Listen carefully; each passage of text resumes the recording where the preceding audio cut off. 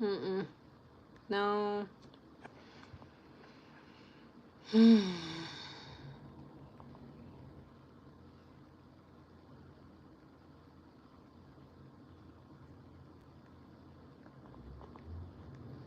All right, y'all.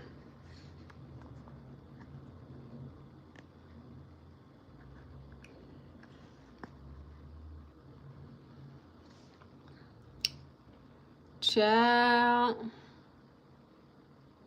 Hey, y'all.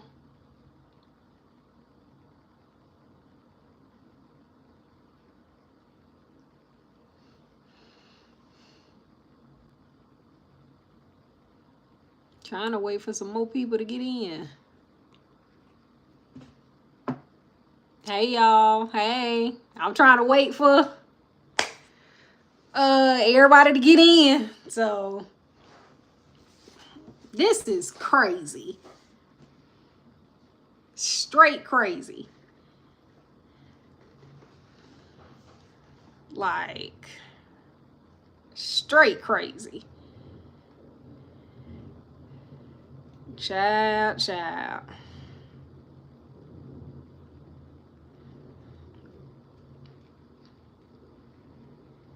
Straight crazy.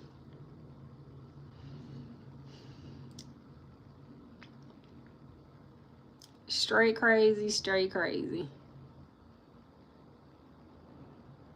I don't know.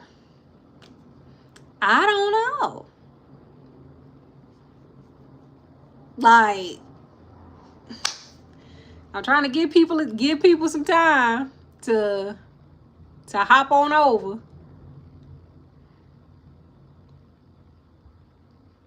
Yeah, that's what I'm just like. What? And then they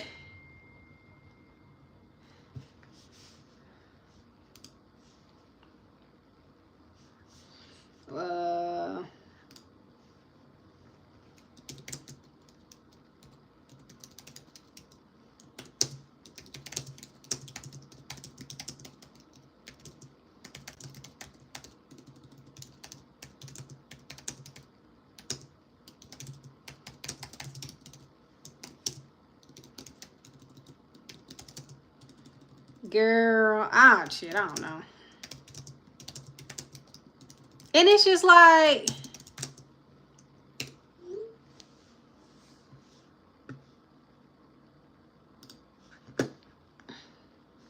yeah, and it's just like, bro, all we do is unpack information. If anything, it's educational. All we do is unpack information. We laugh, we kiki. As I have never got on this app, and only person who we've ever talked about and like started talking shit about is Diddy. That's it. But and then when initially I got a notification that I got the strike, they had it for gender-based violence. It's like we weren't even talking about nothing gender-based. And like I try my best because of TikTok's strict guidelines. I try my best to use different verbiage, like we say candy, all time. Like we do our best to make sure, but even still, it's just like. But unfortunately, you have some people who are haters who they don't like to see people. Yeah, they don't like to see people. It's unfortunate, child. It's unfortunate, but I'm trying to give people a little bit more time to hop on over because the video on TikTok is still circulating. So yeah, and we bite. So I posted the video, so we gonna unpack it on, Yeah, that's what I'm saying. Like we gonna unpack it. I'm trying to give people a little bit more time. So let's get them by 5 minutes, y'all, for everybody to get over, because I just posted that TikTok video. And then so I can't go live again until May 29th at 6:20 p.m. So what we're gonna do, we just aren't gonna go live on TikTok anymore. I'm gonna make a video saying, hey, I'm gonna be on YouTube because apparently YouTube has a little bit, you know, more lenient guidelines. We could actually talk and have a real conversation.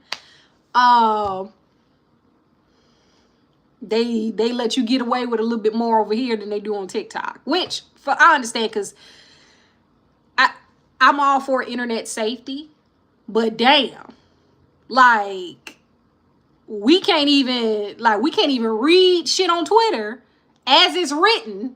And I try to mince words to, hey Ro, yeah, they clipped it. And Sweet Pea hit me. She was like, girl, she's like, not they banned you. I was just like, they had it first for gender-based violence at first, and then it got switched to hate speech. It's like, so which is it? Like, what? Hey Ro, hey y'all. Now, I don't have any like this is my first time going live on hey Oprah. This is my first time going live. Yeah. I appealed it. They won't let me appeal it again. TikTok only lets you get one appeal.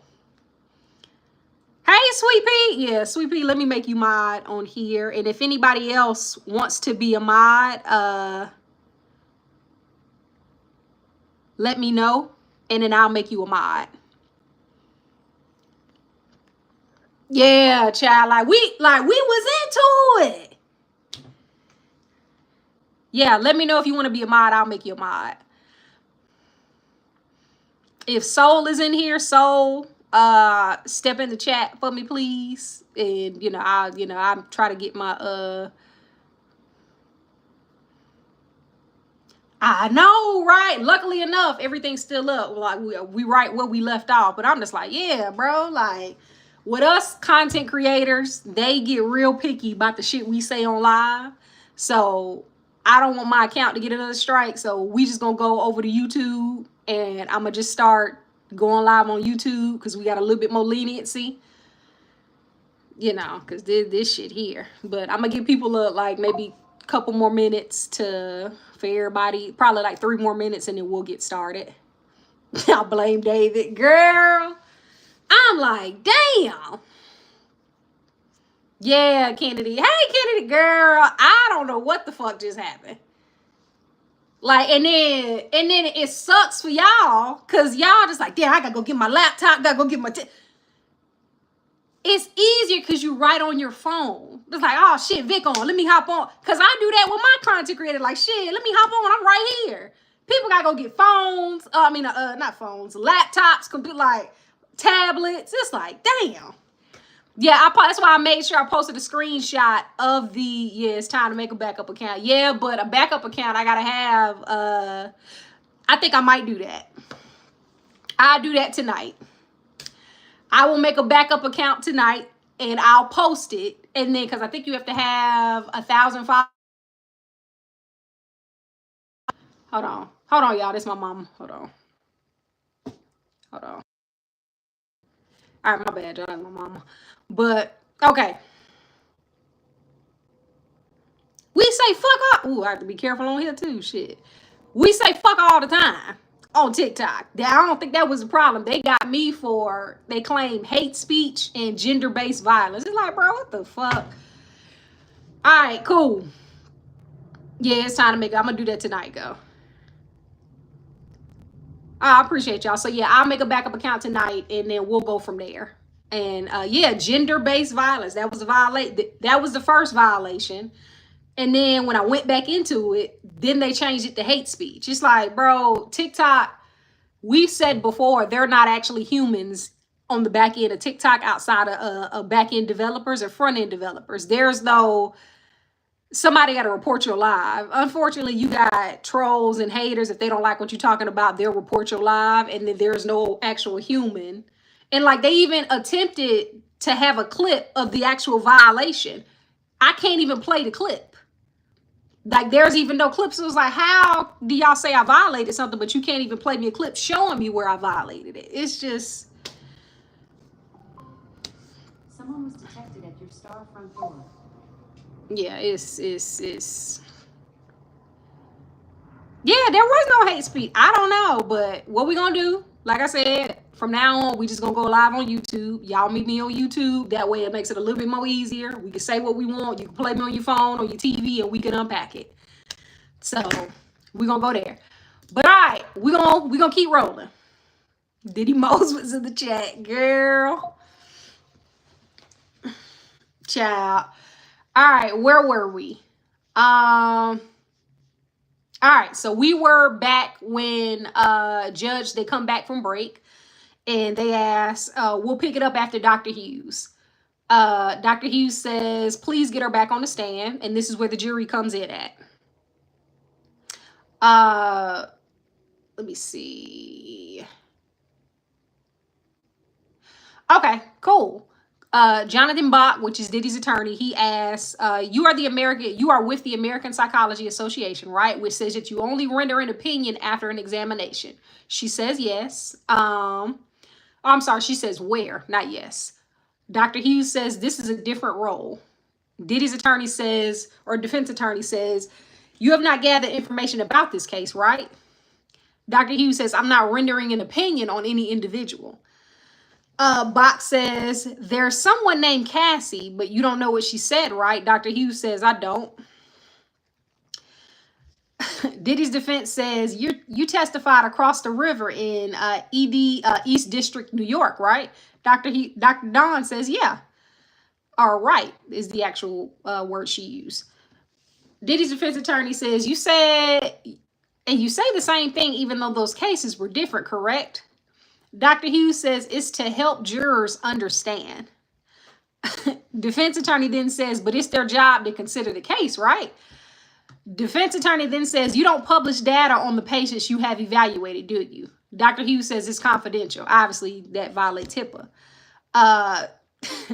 Jonathan Bach, which is Diddy's attorney, then says, so I can't cross-check your experience, the basis of what you were saying, right? He's trying to use the HIPAA against Don, Dr. Don. Meaning if I can't check the information on the patients that you saw, there's no way to take your expert testimony as valid. It's like, bro, if you don't get the fuck. Diddy's defense attorney says people might go to a civil lawyer to make a little money, right? Bitch. Wow. Prosecution then says objection. Judge says, let's move on. Diddy's defense attorney says, in a civil litigation, you might look for malingering, right? I.e. faking. Diddy's defense attorney then says, you gave a webinar about an expert witness testimony, right? Dr. Hughes says, yes, for battered women. Bot says, let me show you DX. He doesn't even get to show the evidence to Dr. Don. Judge calls him up to the bench or calls him for a sidebar. Let me see. Hold on. Ciao.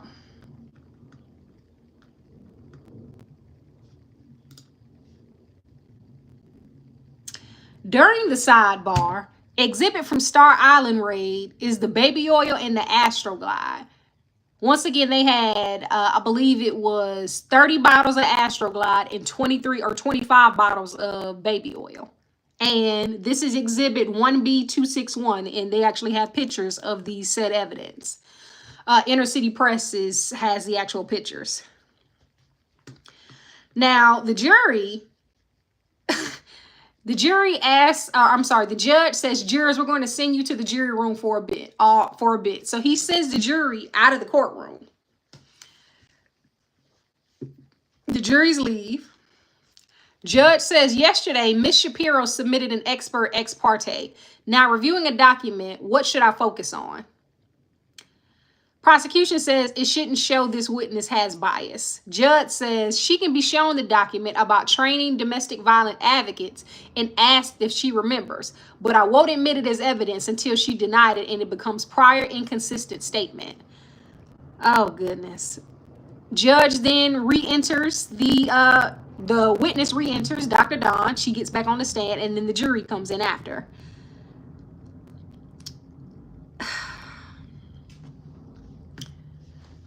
Judge, I feel like Judge for to have a field day with this one. But defense attorney then says, does this document refresh your recollection? I'm sorry. And this is where, once again, this is the exhibit of the bottles of Astroglide and the baby oil. Dr. Hughes says, let me look at it more closely. Diddy's defense attorney says the fourth part is about navigating cross-examination. Or he shows him a document. I'm sorry, not a picture. Dr. Hughes says, yes.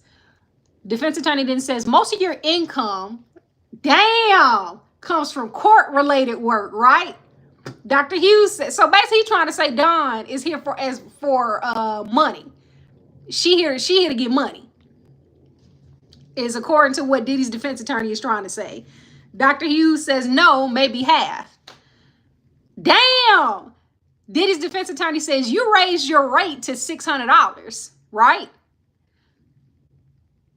Dr. Hughes says it's been the same for some times. And then defense attorney says, but you raised it. Dr. Hughes says commensurate with others. I'm assuming when she says others, she's saying other clinical psychologists in her field. Diddy's defense attorney says, you've been retained hundreds of times, but you've never come into court and testified in defense of a man accused of a sex crime. Dr. Hughes says, that's correct. I don't evaluate offenders. Damn. Defense attorney then says, you met with the prosecutor 6 times to prepare your testimony, correct? Dr. Hughes says, correct. Prosecution says, can we have a sidebar? Judge says, you may. Yeah, they're accusing everybody for being there for money. Well, here's the thing. She says she, remember when we were on TikTok, she said she charges $6,000 for court. And then $600 an hour. So we finna see. Judge says, yes, you can have a sidebar. Prosecution calls a sidebar. Then they come back. Diddy's defense attorney says, did you discuss the topics with the prosecutors? Dr. Dawn says, with all due respect, it was mostly me educating them. Diddy's defense attorney says, but you know nothing about the case. Were you advising them on how to present evidence in domestic violence cases? Diddy's defense attorney then says, didn't you help them write briefs? Prosecution says, can we have a sidebar again? Prosecution like, what the fuck? I don't know what's happening.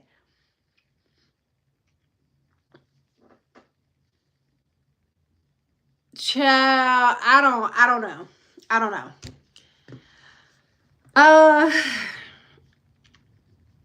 I don't know. Judge says, sorry that it wasn't shorter. Mr. Steiner, and this is prosecution, Mitzi Steiner. Steiner says, you reviewed some filings to the court in this case. It was related to the subject of your expertise or expert testimony, right? Dr. Hughes says, correct. Prosecution says, in fact, we redacted. Dr. Hughes says, you did. Prosecution then says, you are a board certified forensic psychologist, right? Dr. Hughes says, yes. Prosecution asks her, how many times or how many of those are in the New York State? Dr. Hughes says, I think about 40. And then this is where they do a cross-examination. Diddy's defense attorney then steps back up and asks, your defense work is almost entirely for victims of domestic violence, right? Dr. Hughes says, I'm not sure that's true. Damn.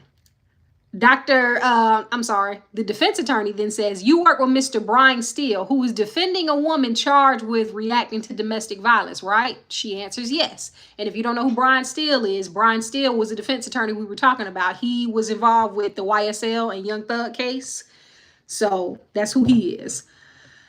Diddy's defense attorney says, and Mr. Steele decided not to use you after meeting with you. Judge says, move on. He's sick of this questioning. Box says, no further questions. Judge asks, next witness. And this is where they call George Kaplan. And George Kaplan is the former personal assistant to Diddy, from my understanding. He gets on the stand. Prosecution asks, when did you work for Combs Enterprise? Kaplan says from 2013 to 2015. Now, mind you, for those who are new or just entering the chat, Kaplan initially came into court and rendered his Fifth Amendment. He didn't actually want to talk until they gave him immunity. The judge signed immunity and they gave it to him. Now he's on the stand talking. So, yeah, he's had enough of those defense attorneys. So, Kaplan's on the stand. Said he worked for Diddy from 2013 to 2015. Prosecution then asked what fell under the holding company. Kaplan says clothing, liquor, entertainment. I was the executive assistant to the chief operating officer. Okay, so that's who Kaplan is. He was the executive assistant to the chief operating officer. And asked, where did you work? He gives the address, 1710 Broadway, NYC. So prosecution then asked, what was your next position? Kaplan says, executive assistant to the chairman, Mr. Combs, from September 2014 to September 2015. So he worked there a year. And prosecution asked, who did you report to? Kaplan says, Miss Karam, KK. She essentially ran Mr. Combs' life. Now, if you don't remember, she was also listed in a complaint with Harvey Pierre, who was also the chief of staff. Or I think, no, he wasn't the chief of staff. He was an executive. I forgot his actual title, but KK, as well as Harvey Pierre, was listed in a complaint. This was like maybe 3 or 4 years ago. So, well, no. Was it 3 or 4 years ago? Maybe 2. All of them were in a complaint together, so much to the point where she had to actually put out a formal statement and step down, if I'm not mistaken. Prosecution asked, where did you report? He said, LA. Prosecution then asked, what did you do? Kaplan said he carried his bags, made such things when he wanted them, as he trusted me more than he had. Hold on, wait, what the fuck? Inner City Press? Kaplan said he carried his bags, made such things where he wanted them. So basically, he was a liaison and did stuff, made sure he had his stuff straight. And he trusted me the more he had me around. He also states that he'd set up hotel rooms. Oh, fuck. Kaplan, or prosecution asked Kaplan, how many hours a week? Kaplan said 80 to 100 hours a week.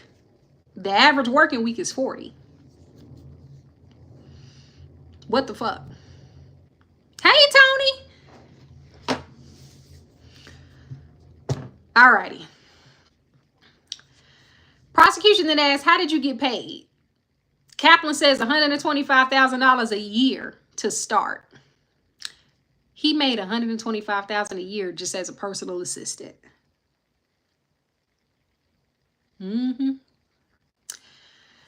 Prosecution then asked, what did you do in the morning? Kaplan says, make sure everything was in the bathroom, the breakfast cooked. He was recording a mixtape, so we worked late.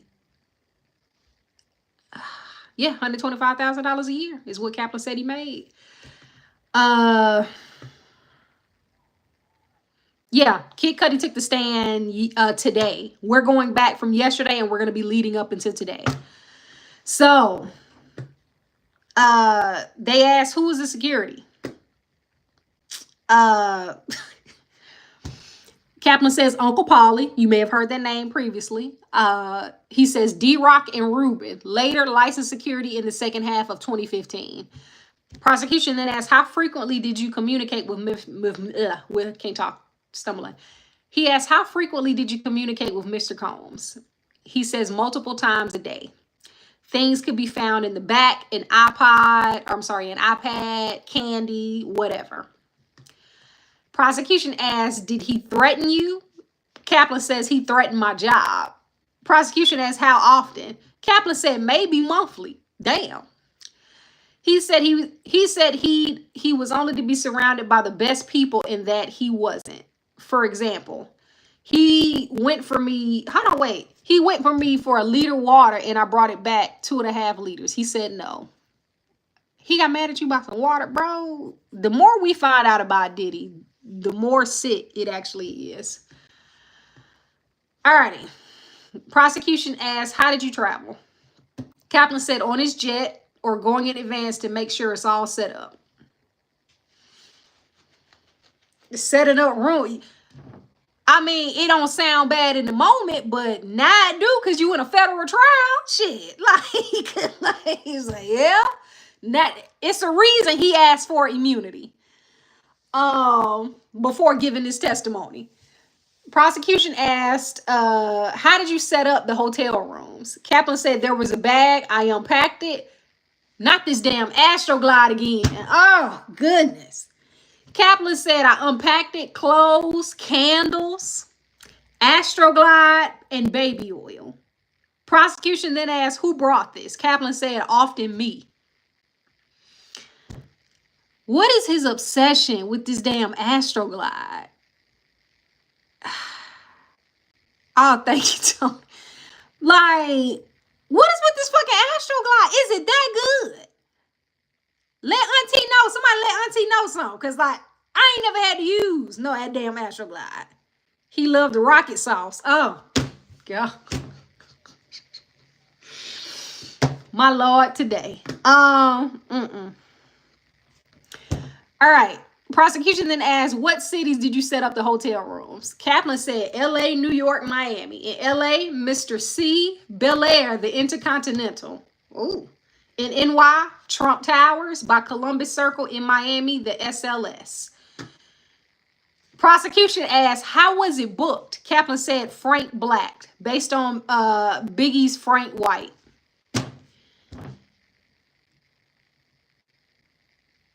Yeah, Tony. Apparently, it's now. Here's the thing. You know, I'm a millennial. Our shit. We used to KY jelly and some shit. Astroglide. I looked up the history of it that one time we was on live. Astroglide is actually engineered by a rocket scientist. Matter of fact, let me read it. Hold on. Cause I'm finna read like, cause it shook the fuck out of me. Astroglide was created by Daniel X, a rocket scientist developing a super slippery lubricant that can last through high heat and friction for the space shuttle program. Who the fuck? What the fuck you need some shit with a space shuttle? Too freaky for me. Too freaky for me. No, thank you. Not like, keep me on Earth. It's fine. Keep me on Earth. Fuck no. I don't want shit that have made its way to NASA anywhere near me or near my private area. No, thank you. And we gonna move on. Prosecution asked, how did you travel? It ain't me, it's him. Like, girl. He asked, how did you travel? Kaplan said, on his jet or going in. We already did all that. He asked, who brought all of these items? Kaplan said, often me. Now, mind you, the part where Kaplan says Frank Black, there now to kind of provide the framework, Frank Black, he's just trying to protect the back there. Girl, hell nah. They call that man Buzz Lightyear Bella.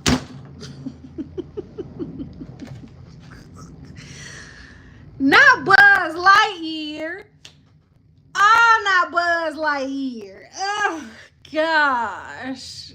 Oh, that's how they lasted 4 days. Oh, gosh, y'all. Oh. Now, we're going to have to circle back to this Astroglide conversation because, like, what? Frank Black is the name that the hotels were booked under. Now, Frank Black, the name or the alias was also used to get escorts, apparently, as well as candy. So, whole mess. Prosecution asked, would you clean up the rooms? Kaplan says, yes. Bottles of baby oil, Gatorade. Gatorade? You know how you gotta replenish electrolytes? Yeah, David, like TikTok, I'll be back on the 29th though, but we're not gonna be doing the lives on there anymore. We're gonna be doing it on YouTube because we don't even want to give TikTok. We'll go live for like surface level stuff, but this Diddy stuff, we're gonna do this on YouTube from now on because because I don't want to get another strike. So we're gonna stay away from TikTok for this at least. But yeah. So Kaplan said they had, when he cleaned up the hotel rooms, they had bottles of baby oil, Gatorade, once brown crystallized powder on the counter of the bathroom sink. Brown crystallized powder? Y'all gonna have to let Auntie know what that could possibly mean. Cause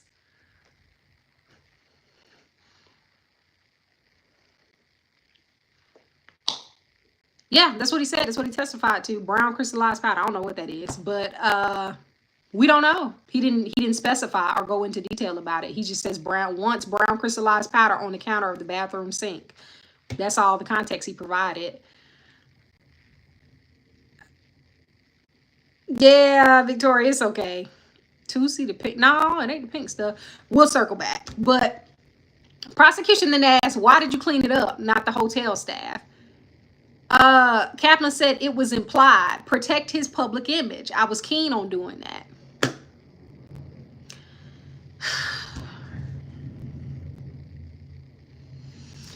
All right. Prosecution then asked him to explain. Diddy's defense attorney then objects. No, he don't mention the spoon. Judge says overruled. Judge says, I want to hear this. Kaplan says, I found hotels would sell photos to newspapers to shame guests. Prosecution then asked, did he reach out to you from the room? Kaplan said, for food, clothes, sometimes candy. Kaplan said he did it. That's why the fuck he wanted immunity. Prosecution asked what candy, and candy is Kaplan says dope kit or DOPP kit. Somebody tell Auntie what that is. It says it's spelled DOPP kit. I don't know what that is. Cause that must be some and that's some new shit. But prosecution then asked illegal candy.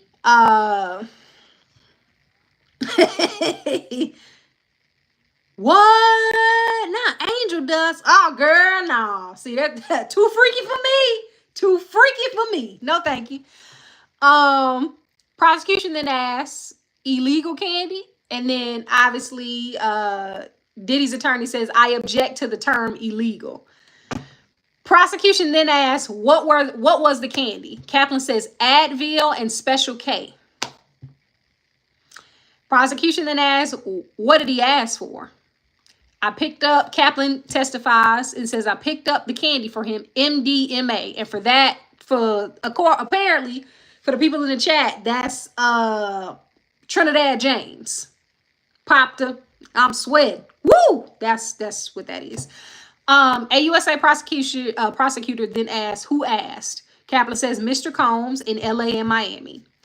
Kaplan then says, in Miami, Mr. Combs asked me to call a person. He came and gave me a bag of pills. Trinidad Jane pills. I gave him cash. I gave the pills to Mr. Combs, and prosecution then asked, yes, Tony, Prosecution then asked, and in LA, Kaplan says, I went out and met the person in Hollywood. I gave money, he gave me a bag. And then the judge breaks for that day. Or breaks. So, that was yesterday. Now we get to today. And today, Kid Cudi testified. So, we gonna pull this. So, let's go in to Kid Cudi's testimony.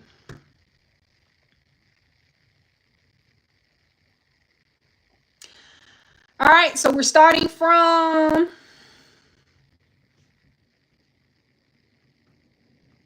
we're going to start from this morning.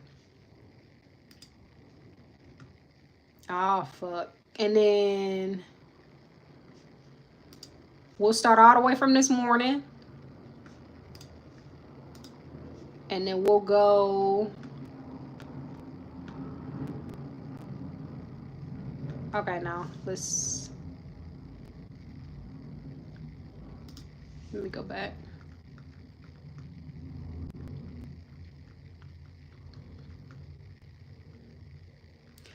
Bitch. All right. Ooh, shit. David knew everything. David James, girl. All right. Alrighty. So, this is earlier this morning, as of 9 hours ago. And for those who are wondering how we're seeing this information, once again, this is from Inner City Press. We're also using CNN because this is a federal trial. There is no media inside the courtroom. So journalists are inside of the courtroom and news reporters. Inner City Press is an actual journalist that's inside the courtroom transcribing everything that's happening. And I'll update all of this and also include it on my Patreon as well. But so this is early this morning. Apparently, there was a lot of security surrounding the front entrance area because Kid Cudi was coming in. So, oh fuck. Apparently, the Diddy's defense team sent an overnight objection for George Kaplan in testifying about Cassie asking for candy in Boston. So, you know, judge then asked to get Mr. George Kaplan back on the stand. So, George gets back on the stand, and then the jury enters this morning. Now, prosecution asked, when did you carry cash for Mr. Combs? George says $50,000 on his private jet. Prosecution says or asks, did you pick up cash for Mr. Combs? Kaplan says $10,000 at Western Union from Combs Enterprises. They then start asking George, what prosecution or prosecutor asks, what long-term relationships of Mr. Combs were you aware of? George says Cassie, Kim, Gina. Prosecution says, who is Kim? Kaplan says mother of his children. Prosecution then asks, who's Cassie? Kaplan says girlfriend. Prosecution then asks, who is Gina? Kaplan says another girlfriend.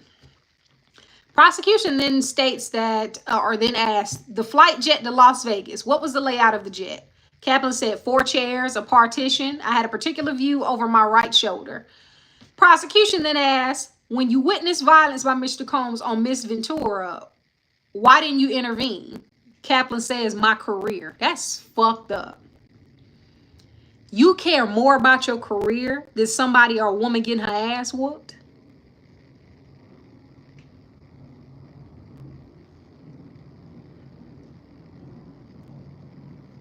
That's fucked up. That is so fucked up.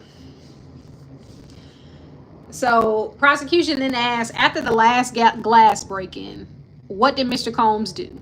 Kaplan says he came forward. Cassie stayed in the back. He asked me to get creams to conceal the bruising on her face. Prosecution then asks, how did he pay for it? Kaplan says corporate credit card. Yeah, his career. Like, that's so fucked up.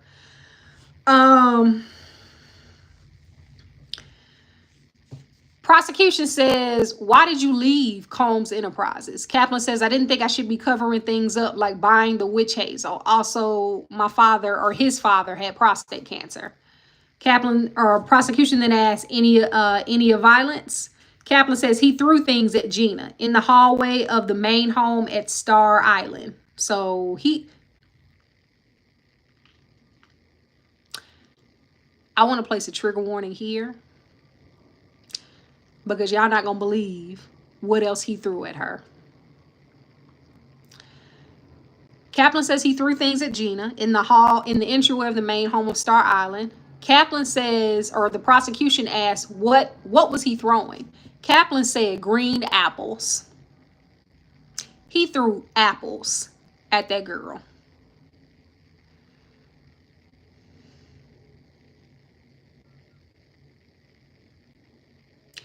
How the fuck you throwing apples?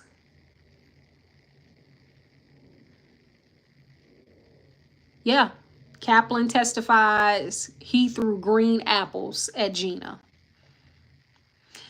Prosecution then asks, how hard? How hard did he throw the apples? Kaplan says very hard. Later, I took the medicine bag into their room. Mr. Combs wanted me to leave quickly. Prosecution then says, then what? Kaplan says, I heard Gina at the gate in male voices. Prosecution asks, who? He answers, security. Prosecution then says, or asks, when you left, what did you do? Kaplan says, I collected myself, then went to work for an integrated marketing firm. Yeah, Gina is the additional girlfriend. So she was dating Diddy at the same time Cassie was. Then they do a cross-examination. Diddy's defense attorney says, why did you go to work for Chrome's Enterprises? Kaplan says he was an incredible entrepreneur. I have learned from him. Defense attorney then asks, what did Brian do as COO?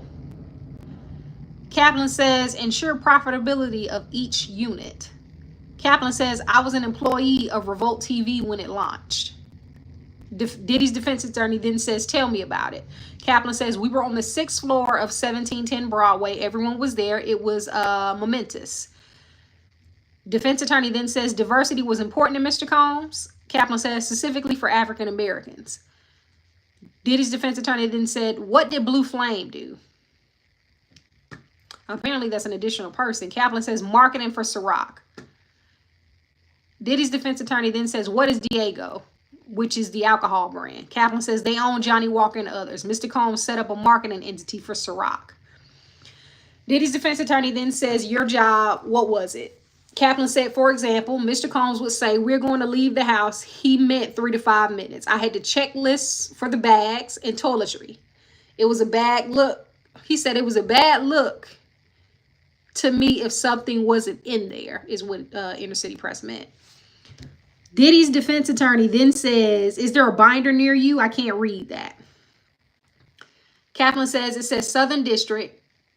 Diddy's defense attorney then cuts him off and says, I'm handing you something to refresh your recollection. Take a look at it as long as you want to. Diddy's defense attorney then says, you ran an off-site training. A graduate from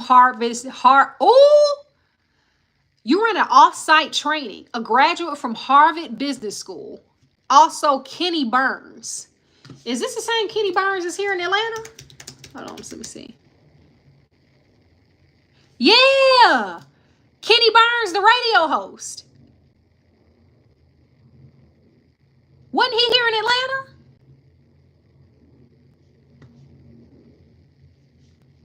The Kenny Burns radio show. Yeah, V103. Child, this just got a whole lot deeper. Kaplan says, I remember. Diddy's defense attorney says, you were effective, right? Kaplan says, I worked hard. Defense says, I don't know how your answer. Was it good or bad?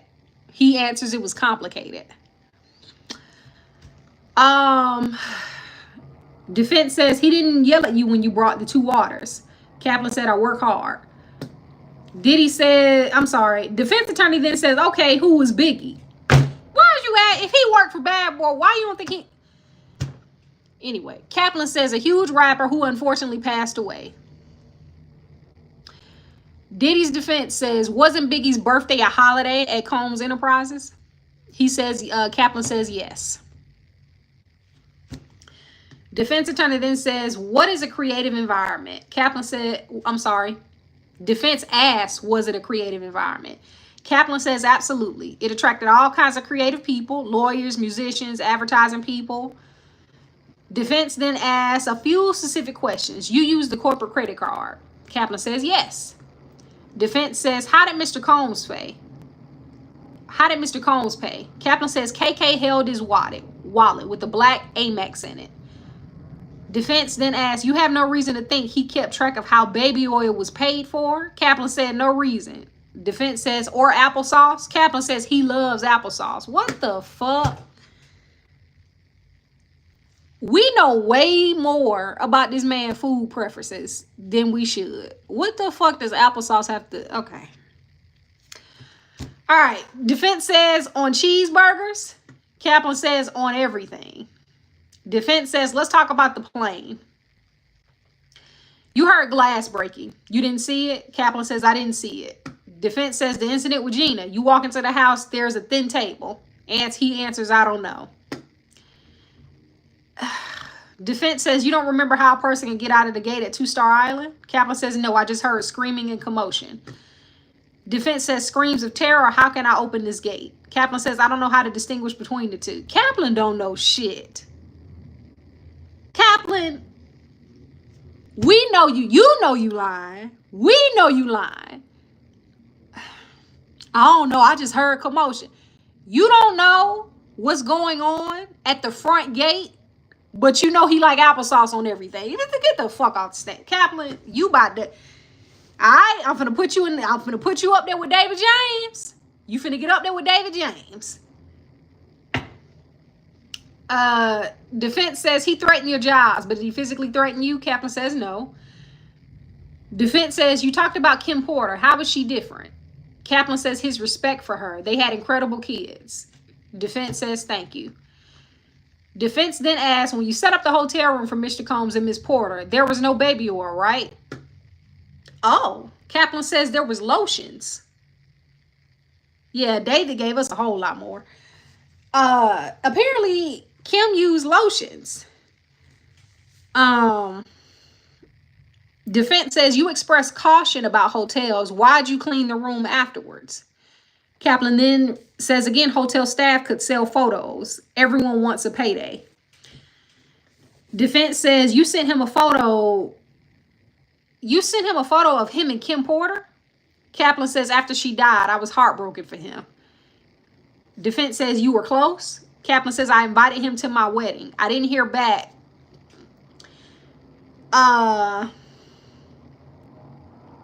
Then there's an objection from prosecution. Defense then says, defense says you respected him. Kaplan says yes. Defense then asks, what's this a photo of? He shows a photo to Kaplan. Kaplan says, me, KK, and Mr. Combs at a Teterboro airport. He just got the jet, and that's why there's champagne. Defense says, you're happy there, right? Kaplan says, no, refresh it. It's that I was glad I found a mascara in the back seat. What?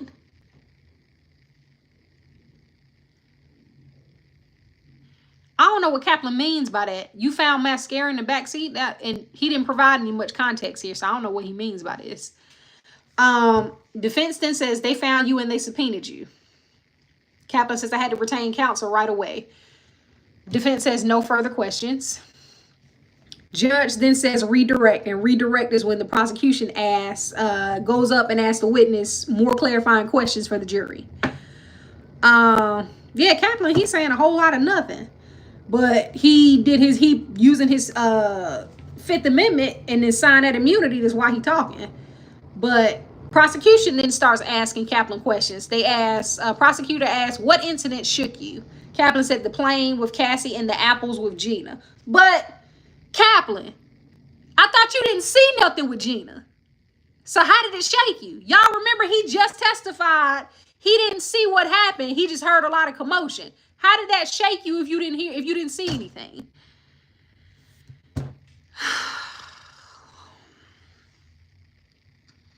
You just testified you didn't see anything. How did it shake you if all you heard was commotion? We're going to move on. Yeah, make it make sense. Like, this don't even make sense.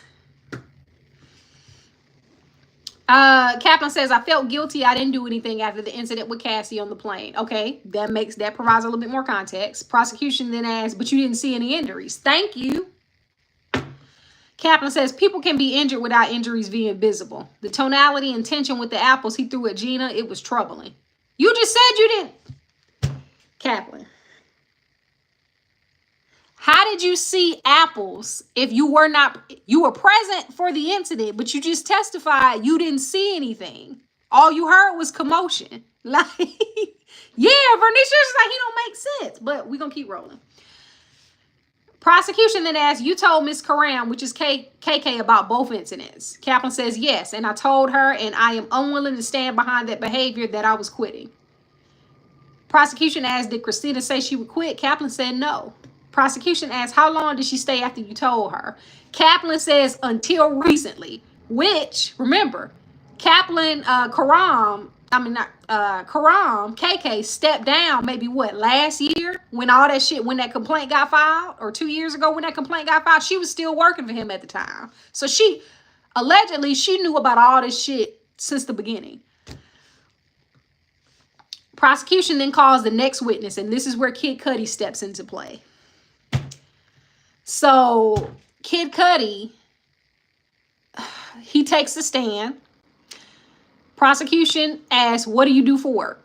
Kid Cudi says, I'm an actor and a musician known as Kid Cudi. Prosecution shows Kid Cudi a photo. He asks, who is this? Kid Cudi answers Cassie. He then provides and says that we dated in 2011. Prosecution says, who else was she involved with? Cudi says Sean Combs. Prosecution then asks, what did you know about their status? Kid Cudi says that she and Sean Combs had some problems and they weren't dating anymore. Prosecution says in December, or then asks, in December 2011, did law enforcement respond to your home? Kid Cudi says, yes, I had a break-in. Cassie called me at 5:30 or 6 a.m. She said that Sean Combs had found out about us. She asked me to pick her up, so I did. Yeah. Prosecution asked why. Cudi said she was worried. Prosecution asked what was her demeanor. Kid Cudi said very stressed and worried. Prosecution asked, where did you go? Cudi said the Sunset Marquis. Prosecution says why? Cudi said, I thought it was safe, off the radar. Prosecution says, who else did you speak with? Cudi said Capricorn Clark. She sounded near tears. Prosecution says, what did she say? Cudi said that Sean Combs in the car was in the car near my house. Now, Brian Steele is in the courtroom at this time. Steele says objection. Judge says overrule because he wants to hear this. Prosecution says, you called Sean Combs? Cudi said, I did. He said, I'm over here waiting for you. Damn. Prosecution then says, when you arrived, what did outside look like? Cudi said, pretty normal. Prosecution said, ask, any security cameras? Kid Cudi says, yes, but I found out they weren't working. Cudi, you are in LA. Pretty sure in a prominent, wealthy area. Your security cameras don't work? Out of all the times, now your security cameras don't work.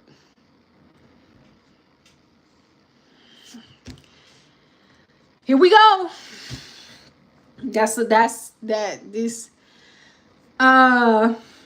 says, but the security cameras had been moved. Prosecution asked, did you move them? Cudi said no. Prosecution then asked, what did you see inside your home? Oh, fuck no. Cudi says, or prosecution asked, what did you see inside your home? Cudi says, some gifts were open, some stuff I got from Chanel, and my dog was locked up in the bathroom.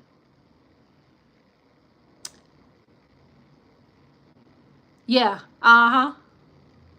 That makes more sense that whoever broke in his home moved the cameras, and then Cudi said they locked up his dog in the bathroom. That's more plausible. That makes more sense that they moved the cameras. Prosecution asks, where do you usually leave your dog? Cudi says, I let him roam. Prosecution asks, how long had you had your dog? Cudi says 3 years. Prosecution asks, were there any changes in behavior of your dog after the break-in? Cudi says, jittery, on edge all of the time. Yeah, like, damn, what the dog do? They locked him in the bathroom. Cudi says, I got back in, called Sean Combs again. I was looking for him. I wanted to fight him, you know? Damn, Cudi. Cudi said, we finna go to war about it. He said, we finna go to war about it. That's some fucked up shit. Like, wow. Cudi says, I got back in, let me see. He wanted to fight him. Prosecution says, did he answer? Cudi says, yeah. He said, I'm on my way. I thought to myself. Steele says, objection. Judge says, grounds for the objection. Steele says, non-responsive. Judge says, overruled, because he want to hear this. Judge says, ask a new question. Prosecution then says, when you saw Cassie, how did she seem? Cudi said, depressed. Prosecution asked, did you see Cassie in Connecticut? Cudi says, yes, she needed it. Prosecution then asked, did Mr. Combs call you? Cudi says, yes, he hit me a few times. Prosecution clarified, what do you mean hit? Cudi said, he called me. Prosecution says, what did you say? Cudi said that I didn't want to talk to him. He broke in my house and hurt my dog. Damn. Prosecution said, did you and Miss Ventura break up? Cudi says, yes. Prosecution asked, what about your car? Cudi said, my dog's babysitter called me and told me my car was on fire. Prosecution asked, where were you? Cudi said, at a relative of my ex-girlfriend. And from reports I saw on CNN, he was at his ex-girlfriend's sister's house. Prosecution asked, where did you go? Cudi said, to my house, 8295 Hollywood Hills Road. What this house look like? Let me see. We're a little bit nosy. Let me see what this house look like. Damn! This is nice. Somebody bought it. It's off the market. This is a nice house. 2.1. 8925 Hollywood Hills Road. It's a nice house.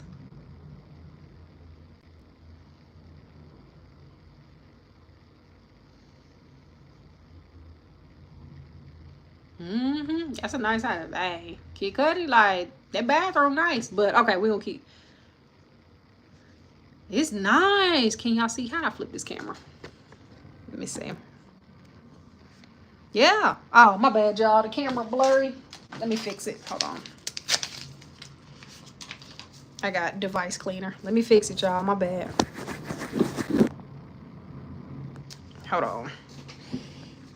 Hold on, y'all. My bad. Let me fix it. All right. Oh, shit. All right. It's nice. But, yeah, this is the house. Hold on. Let me move these. Yeah, this is nice.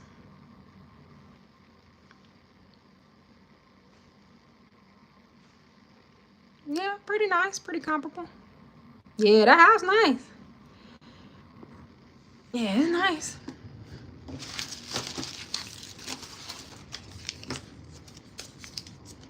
But all in all, it's a pretty house. But alrighty.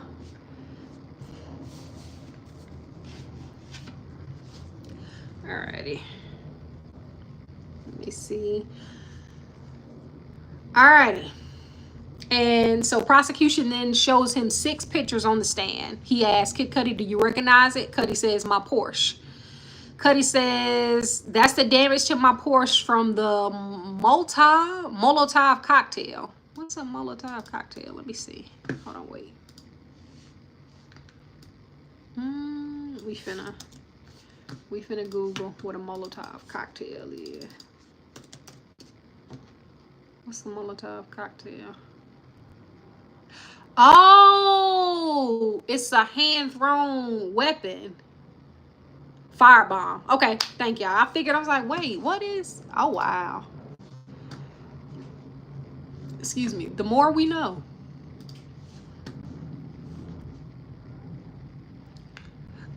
Excuse me. Prosecution asked Kid Cudi who took these photos. Chip. Cudi says Chip, a good friend and collaborator.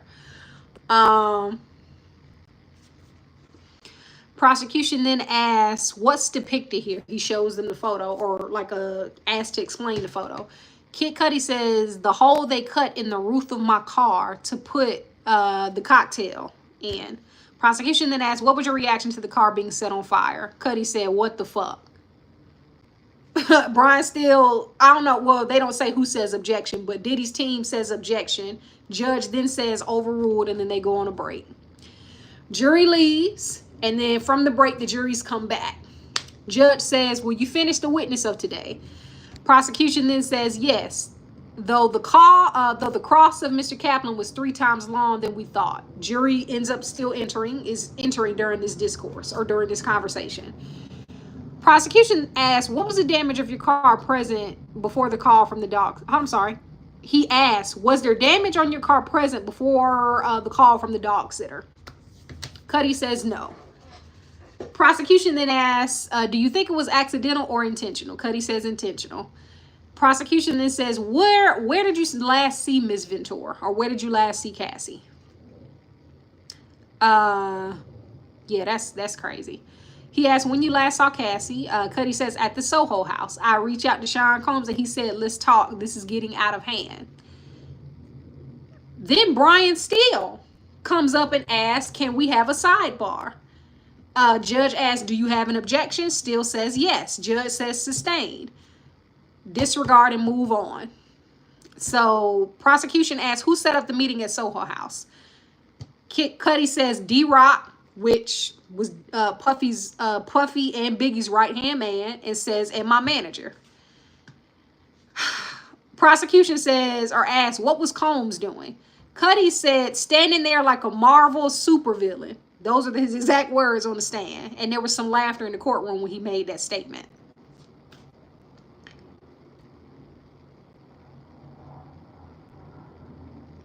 Yeah, it's wild. So Cudi said, he said, we were homies. You know, that is my girl. Prosecution says, what did you say? Cudi said, I thought you had broken up. Then Sean Combs offered me water twice. What you mean offered you water twice?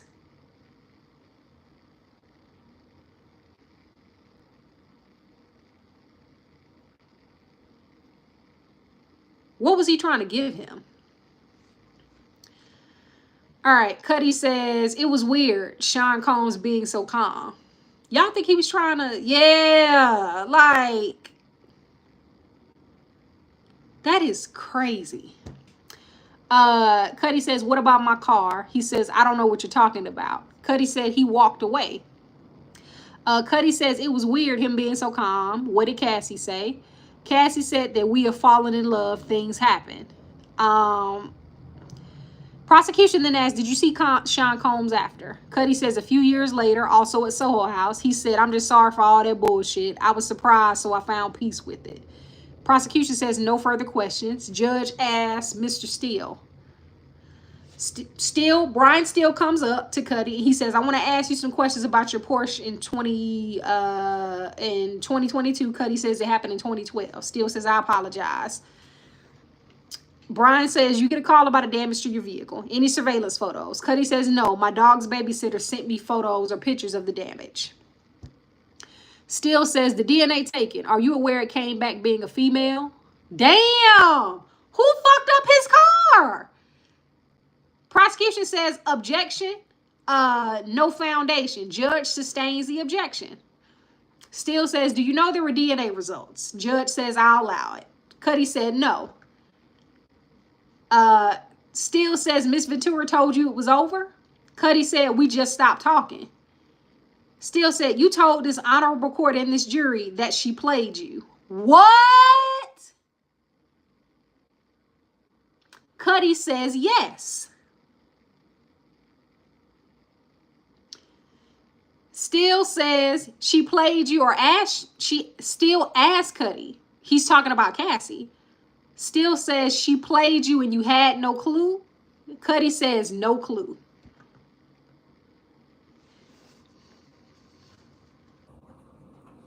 What? Yeah, this is crazy. Steele says in 2011 you went on tour. Cudi says yes. Steele says 65 locations. Cudi says yes. And at that time, Sean Combs as an icon is an icon, fair to say. Cudi says yes. Steele says you and Ms. Ventura had a sexual relationship, or asked that you had a sexual relationship. Prosecution says objection. And they call a sidebar.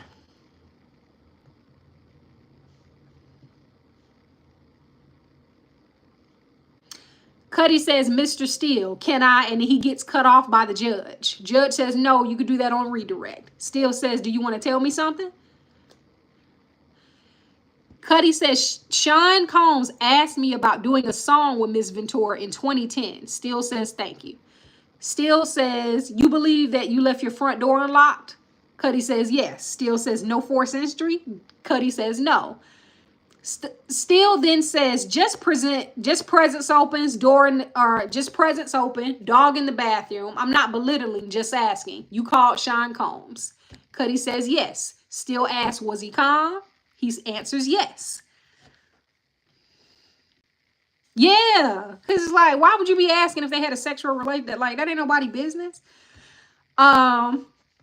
Combs still asks, or Brian then says, you went to see him. You didn't think he had a burner? Cudi says, I couldn't call it. Still says, you are a strong person. That's how you categorize yourself? Cudi said, yeah, this crossed the line. Still says, or he asked Cudi, Miss Ventura told you that she was abused? Cudi says, yes. Brian then asked, but she never said she was sexually abused, true? Cudi says, no, she did not. Still asked, you loved her? Tell me you loved her. Tell me if I'm wrong. Cudi says, I did. Still says, you got played by the same person who played Mr. Combs, Cassie Ventura. Not they trying to paint her as a harlot. Not they trying to paint her as a harlot. What? Yeah, they trying to paint. Bro, what? You got played by the same person who played Mr. Combs, Cassie Ventura. Brian then says, in the 13 years since, have you been notified in California that there have been any more action on this car fire? Cudi says no. Still asks, did Miss Ventura have multiple phones? Cudi says, I don't remember. Still says 3512. I think he was referring to his testimony. Cudi said, if I said it, I said it. Still says, do you know what a burner phone is? Cudi says, untraceable. Still says, the trespass. You call it a break-in. Miss Ventura told you that she given your home address to Mr. Combs? Bitch! Cassie gave him this man's address? Still asks, the trespass. You call it a break-in. Miss Ventura told you that she given your home address to Mr. Combs. Cudi says, yes, in the morning. Damn, Cass. Yeah? Even if she gave him his address, he's still dead ass wrong if he went in there and did something. Still says, no more questions, thanks. Cudi said, no problem. Damn. Yeah. All right, so then the judge asks for a redirect, and that's when the prosecution gets up and re-asks the witness clarifying questions for the jury. Yeah, did she give it willingly is a valid question. So, you know, we'll see. AUSA Johnson, which is the prosecutor, what did Ms. Ventura confide in you about the abuse? Cudi says that he would hit her, sometimes kick her. Prosecution then says the day of the break-in, was she carefree? Cudi says no. Prosecution asks, what did Capricorn Clark tell you? Cudi says Sean Combs and an affiliate forced her into a car to come to my house. Yep. So y'all called it. Sean Combs and an affiliate forced her into a car to come to my house. I called the police. Prosecution says, how would you describe Cassie that day? Cudi says, just really shook, him finding out about us. Prosecution says or asks, why did your relationship with Miss Ventura end? Cudi said the drama, it was getting out of hand. I wanted to give space. Prosecution says or asks, what drama? Cudi says the break-in for my safety, her safety, and then Brian still says objection. Judge says grounds, still says speculation. Judge overrules. He wants to hear more.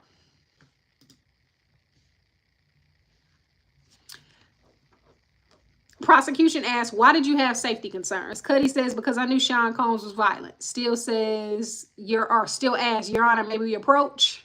They approach the bench. Prosecution, then they come back from the bench. Prosecution then asks, the meeting at Soho House. Mr. Combs said, I don't know what you're talking about your car. Did you believe him? Still then says, objection. Judge asked prosecution to rephrase the question. Prosecution asks, what was your understanding?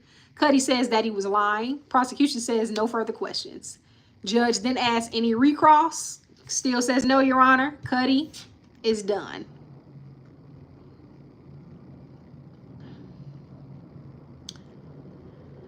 And then we have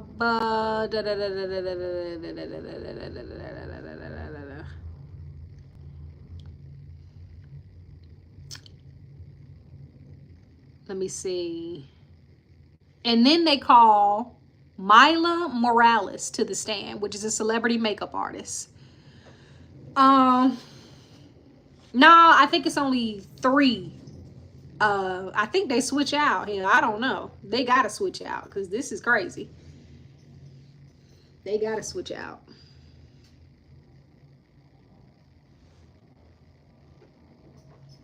They gotta switch out. But because I don't think all 10, it's not enough room in the courtroom for all 10 of them to sit there. But so they call Cudi steps down, he's done, and then they call Myla Morales, a celebrity makeup artist, to the stand. They show her some photos, and they ask, do you recognize anyone you've worked for? Myla then says, Sean Combs in the gray sweater with the white collar. Prosecution then asks, when did you work for Mr. Combs? She says from 2000 to 2005. Prosecution then asks, and then who? She says Rihanna. Who else? Prosecution asks. Jennifer Lopez and Cassie.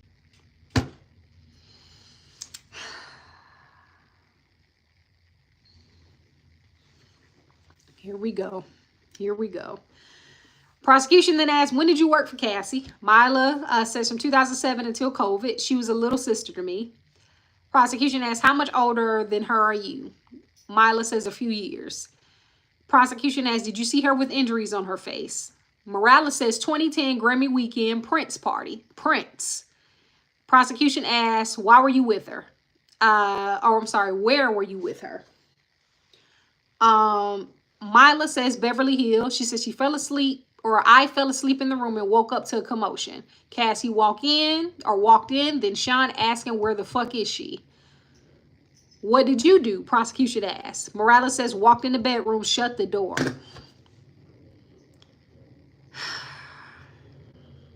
She says she walked in and shut the door.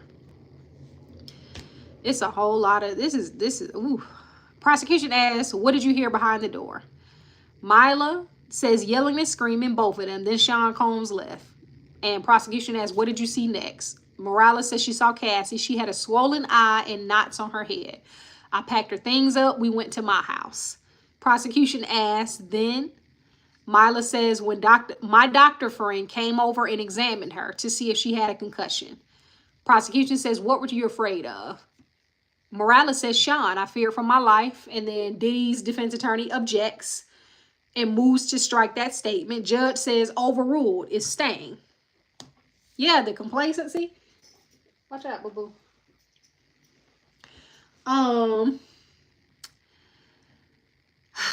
Prosecution then asks, how long did she stay? She says days.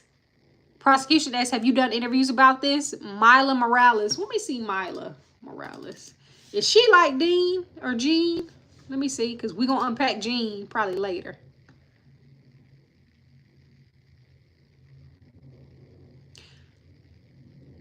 Let me see. Oh, hell. Freddie P from the band comes out. He done already posted a video. Let me see. Myla Morales. Who is Myla? Oh, damn.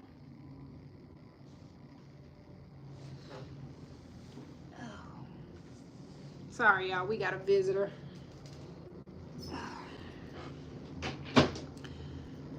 Okay. Yeah, she said she went in the room and closed the door. Alrighty. So, Myla said her doctor friend came to examine her. Myla, have you done interviews about this? She says a couple. Prosecution asks, were you paid? Morales says no. Prosecution asks, did you provide evidence? Morales says photos of me and Kim Porter in the early 2000s. Prosecution asks, were you paid? She says yes, $1,000, or just answers $1,000. Prosecution says no further questions. And then the judge says time to cross-examine. Diddy's defense attorney then gets up and asks, did you assist Ms. Ventura for any red carpet events?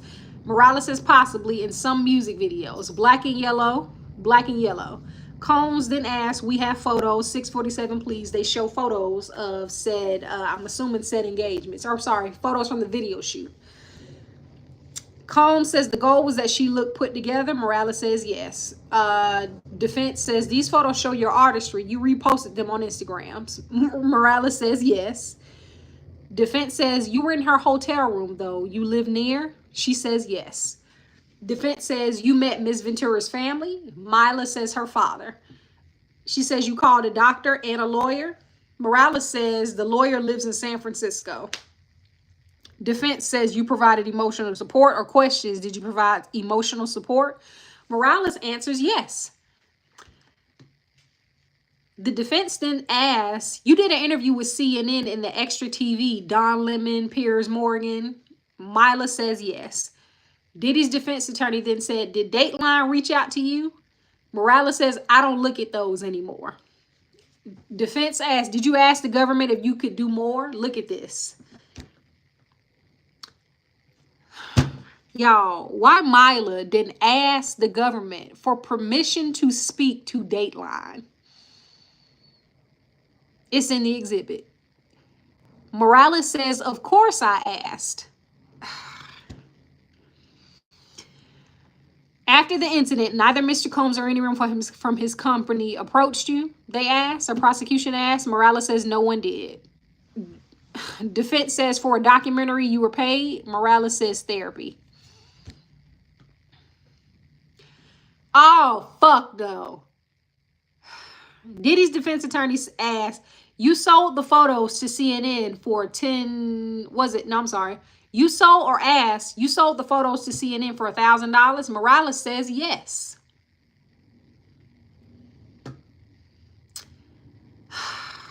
Diddy's defense says no further questions. And this is what makes it so complex and so complicated, because it's like at every turn, somehow, some way, the complacency, it's a little bit of reproach, but it's also a little bit of selfishness. Like, damn, I gotta protect me. I gotta protect me. It's just like, y'all, they literally, like, the way he was able to get away with all this stuff was because of their complacency. We're gonna keep moving. Judge calls next witness. He calls Frederic Zamora. And I'm trying my French accent, y'all. Forgive me. But Frederick Zamora, the general manager of an LA hotel. Prosecution asks, why are you here? He says, Zamora says, I received a subpoena. Prosecution says, are you familiar with the hotel's reservation system? Zamora says, we have a system called Opera. We enter in personal preferences. And prosecution asks, how long did you keep them? How long do you keep them? Prosecution asks, how long do you keep them or keep the preferences? Zamora says they stay forever.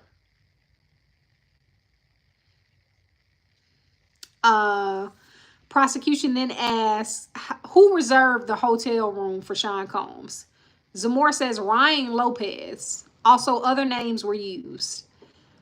Prosecution asks, when was this profile first created? Zamora says 2006. It said Sean Combs and Bad Boy Records, and then they changed it to Jackie Star. Prosecution then pulls up evidence and said, let's look at 2011 to 2012. And shows, he's showing a copy of the reservation to the courtroom. Prosecution asks, this reservation, what's the bill? Zamora says over $2,000. It says only charge if Christina Karam approves, KK. And prosecution asks, what were the instructions? Zamora says, put room out of service for cleaning, like the room hot, set it for 75 degrees. Why I feel like we finna get into some baby oil again. Let's keep rolling. Prosecution asks, what are the complaints? Zamora says there was candle wax on the carpet. Security call was called. Charged $500. Prosecution says no further questions. Judge asks for cross-examination. Defense says none. Judge calls the next witness, and then he calls Special Agent John Croft. Prosecution asks, where did you work? He's Homeland Security. He extracted the data from the computers that were on the files. That were, I forgot whose, okay, Cassie's. They extracted data from Cassie's devices. Agent Croft says, what is your training? Agent Croft says the SANS Institute. Prosecution asks, what does that stand for? Agent Cross says, I don't know really. They are opaque in that way, or opaque in that way. Prosecution asks, what tools did you use? Agent Cross says TX1 and Digital Collector. And prosecution asks, whose laptops did you extract? Or did you extract? Agent Cross says Cassie Ventura. This is a MacBook Pro, roughly from 2010, 2011 with a white case. Prosecution asks, did you boot it up? Croft says, I got the MacBook to factory default screen. Prosecution asks, but you got data. Croft says, yes. The hard drive had data not overwritten by the factory reset. Oh, shit. Prosecution asks, what is the unallocated space? Croft said something not viewable, something previously deleted. Prosecution asks, explain how computers store data. Croft says you have a table of contents. A file can still be stored in an unallocated space. Prosecution says, so on these 3 laptops, how are they backed up? Agent Croft says iTunes was used before iCloud. Some look a little funky. Prosecution asks, but you can validate the funky as you say data by going to the raw data. Croft says yes, which is true. Prosecution asks or says nothing further. Defense then comes up to cross-examine. On one of the laptops, there was a Frank Black profile. Agent, him and his damn Frank Black. Goodness. There was a Frank Black profile. Agent Cross says yes. Defense asks, did you process every file? Agent Cross says yes. Defense says, have a wonderful weekend. Prosecution asks Frank Black, did you proceed under Miss Ventura's consent? Cross said under a warrant. So they didn't need her permission. And then judge says, no more witnesses, jurors. I intend to release you early. Any objections? They start laughing. Judge says, don't read anything about the case. Go for a walk. Watch the Knicks avenge their game 1 loss. More laughter. And you must tattle. We're making great progress. All rise. And then judge releases them. So this was day 9. All in all, child.